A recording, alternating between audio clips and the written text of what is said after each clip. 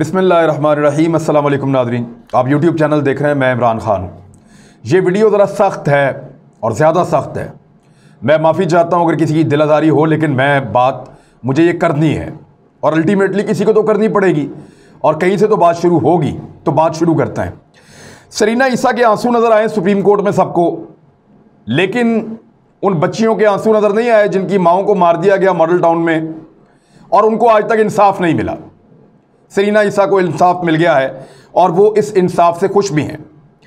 साना model town वालों को नहीं मिला और वो आज तक रोते हैं। वो आंसू बहा बहा के थक गए, लेकिन यहाँ दो आंसू काम कर गए।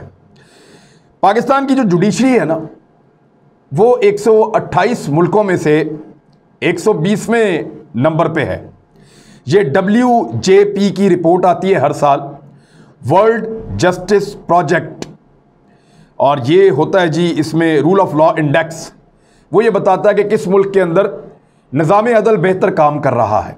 निज़ाम अदल क्योंकि आज़ाद होता है, उसके ऊपर किसी का असर नहीं होता, तो जज साहिबान, बेंच और बार और वकला ये जिम्मेदार होते हैं इसके लिए। निज़ाम अदल के लिए ना कोई हुकूमत जिम्मेदार है ना कोई और, खुले डुल्ले अपना काम कर रहे हैं, करें मज़े से। तो पाकिस्तान माशाल्लाह 128 में से 120वें नंबर पे है। लेकिन ये वाला फैसला पढ़ने के बाद बहुत सारे लोग ये कह रहे हैं कि हमें लीड करना चाहिए था बॉटम से, हमें सबसे आखिर में होना चाहिए था, सबसे बदतरीन अदलिया हमारी होनी चाहिए थी, ये लोग कह रहे हैं और इसके ऊपर बात हो रही है।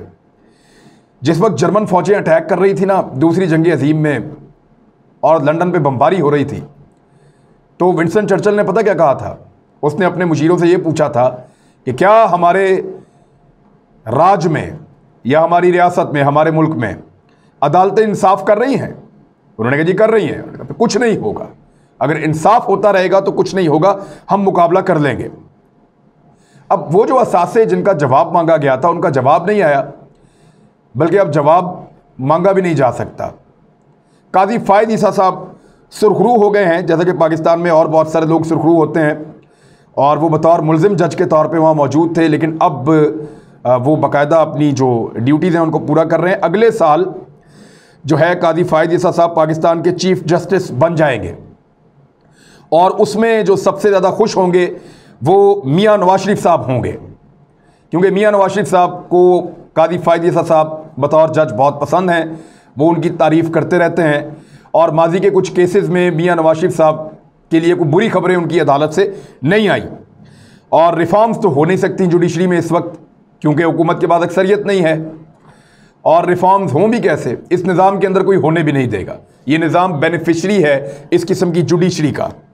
सवाए अफगानिस्तान के इस खित्ते के तमाम ममालिक की जुडिशरी पाकिस्तान से बेहतर है। यानी अफगानिस्तान को आप निकाल दें तो बाकी सारे जितने मुल्क हैं इस खित्ते के अंदर, सबकी जुडिशरी पाकिस्तान से बहुत बेहतर है, बहुत बेहतर है। इंडिया, आपका बांग्लादेश, नेपाल, भूटान, आपका ईरान, श्रीलंका, सारे मुल्कों की जुडिशरी पाकिस्तान से, सेंट्रल एशिया, तमाम मुल्कों की जुडिशरी पाकिस्तान से बेहतर है।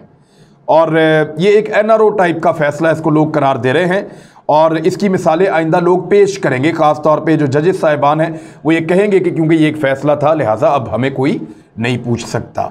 एक लेटर है, मैं आपको पढ़ के सुनाता हूँ, और ये पाकिस्तान के निज़ाम अदल के ऊपर सवाल है।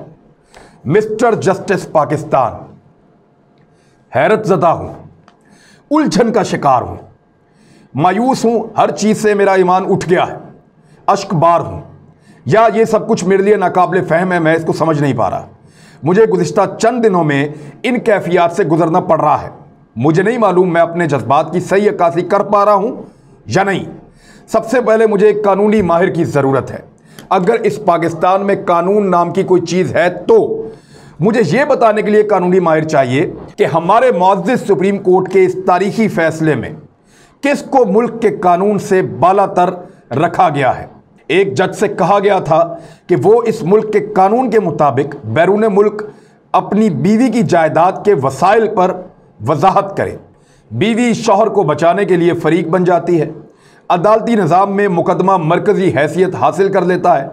मुअज़्ज़िज़ बेंच केस को सुनता है, फिर अचानक एक गैर तफसीली फ़ैसला आता है। मुअज़्ज़िज़ अदालत का फरमान है कि रियासत को मज़कूरा जायदाद की ख़रीदारी की मनी ट्रेल देखने का कोई इख्तियार नहीं। यानी जो बैरून मुल्क असासे बने हैं, जज साहब की वाइफ ने बनाए हैं, उन असासों को कैसे बनाया गया ये चेक करने का हुकूमत को या रियासत को कोई इख्तियार हासिल नहीं है। कन्फ्यूजन ये है कि अगर ये जायदाद बीवी की है तो वो जज की बीवी होने की वजह से इस्तिस्ना, यानी इस्तिस्ना ये होता है कि कानून जो है वो उसको पूछ नहीं सकता, इस्तिस्ना से लुत्फ़अंदोज़ हो सकती हैं। क्या वो ऐसा कर सकती हैं? और अगर इस प्रॉपर्टी की तफ्तीश नहीं की जा सकती क्योंकि ये जज की है, तो फिर ये क्यों हुआ कि हर वक्त मुल्ज़िम जज मलकियत से इनकार करते रहे? बीवी को इस केस में फ़रीक होने की इजाज़त क्यों दी गई? मुझे मालूम है कि इस सवाल के जवाबात मौजूद हैं, लेकिन पाकिस्तान के निज़ाम इंसाफ में नहीं, क्योंकि ये तो कब का मर चुका है। फैसले के इन दो पहलुओं ने मुल्क के जजों को मौसर तरीके से आज़ादाना ये इख्तियार दे दिया है कि वो अब अपने फ़ैसलों की ताकत को, या दूसरे लफ्ज़ों में अपने सरकारी ओहदे को इस्तेमाल करते हुए गैर कानूनी रकम कमाने या बनाने के मंसूबों में मुलव्विस हो जाएं।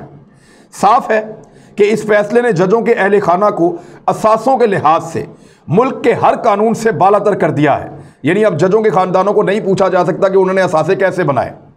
लिहाजा अब से अदलिया के मेंबरान वो ऐसी गैर कानूनी सरगर्मियों में मुलव्विस हो सकते हैं, रकम और असासे कमा सकते हैं।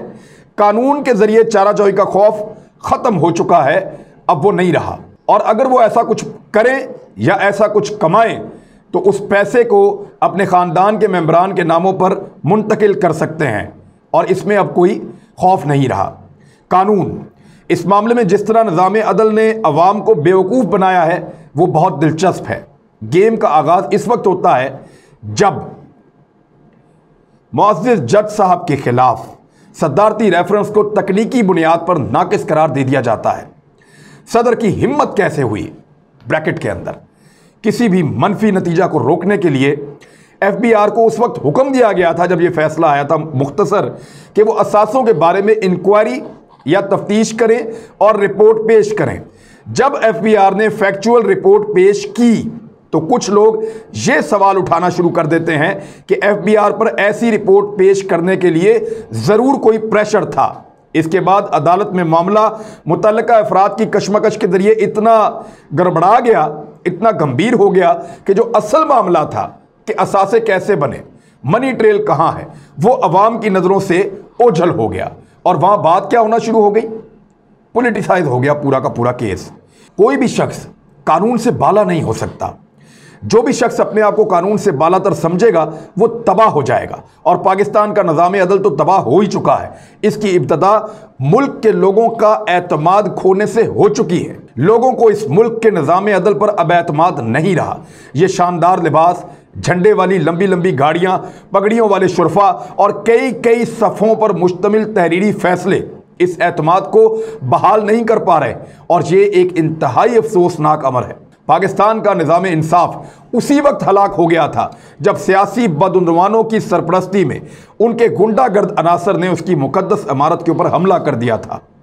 निज़ाम इंसाफ उस वक्त मर गया था जब एक सियासतदान के मामले की समाअत करने वाले जज को उसके बेटे के साथ कत्ल कर दिया गया। निज़ाम इंसाफ उस वक्त मर गया था जब उसके अंदर मलिक कयूम जैसे जज शामिल हुए, और ये उस वक्त मर गया था जब हमारे सियासतदानों ने जजों पर अपना असर रसूख इस्तेमाल करना शुरू किया।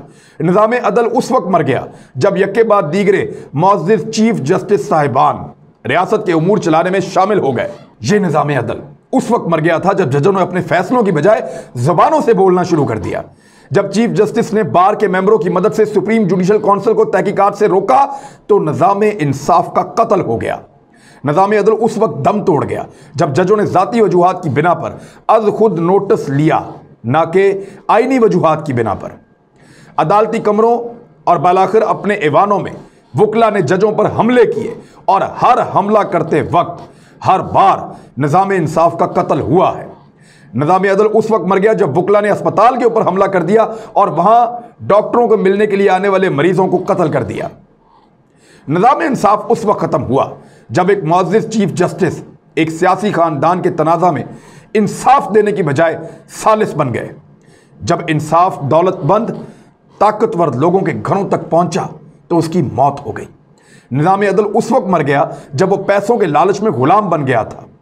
मजबूत और बाअसर अफराद के जराइम और गलत कारियों के लिए गैर मुनसिफाना और गैर ज़रूरी हमदर्दी का मुजाहरा करते हुए निज़ाम अदल का मुतअद्दिद बार कत्ल हुआ है। इंसाफ का कत्ल उस दिन भी हुआ जब कैमरे के सामने ऑन ड्यूटी पुलिस एहलकार को कुचलने वाला ताकतवर सियासतदान बाइज्जत बरी हो गया था। निज़ाम इंसाफ तब भी मरा जब एक सजा याफ्ता मुजरिम को जेल से निकालकर जाती गारंटी पर मुल्क से बाहर इलाज के लिए भिजवा दिया गया और फिर वो ताकतवर शख्स कभी लौट कर नहीं आया। जबकि इसी दौरान जब ये सारे इंसाफ हो रहे थे, इंसाफ का बार बार कत्ल हो रहा था, गरीबों की फरियाद को लगातार नजरअंदाज किया गया। मिस्टर जस्टिस, पाकिस्तान में इंसाफ मुल्क के लाखों मजलूम लोगों की खिदमत करने से पहले मर चुका है। निज़ाम अदल को किसी ने बाहर से आकर नहीं मारा, बल्कि ये अपने अंदर से लगने वाली चोटों से मरा है। ये अपने अंदरूनी कैंसर के नासूर से मरा है। निज़ाम अदल तवील अरसे से मरा पड़ा है, यहां तो बस उसका एक गला सड़ा जिस्म पड़ा है। ये एक एडमिरल रिटायर मोहम्मद अफजल ताहिर साहब की एक तहरीर थी, मैंने आपको उर्दू में पढ़ के सुना दी है। अगर किसी को समझ आए तो वो बताइएगा कि क्या आप पाकिस्तान के निज़ाम अदल से मुतमईन हैं, और अगर हैं तो क्यों। अब तक के लिए इतनी, अपना ख्याल रखिएगा, इस चैनल का भी। अल्लाह हाफ़िज़।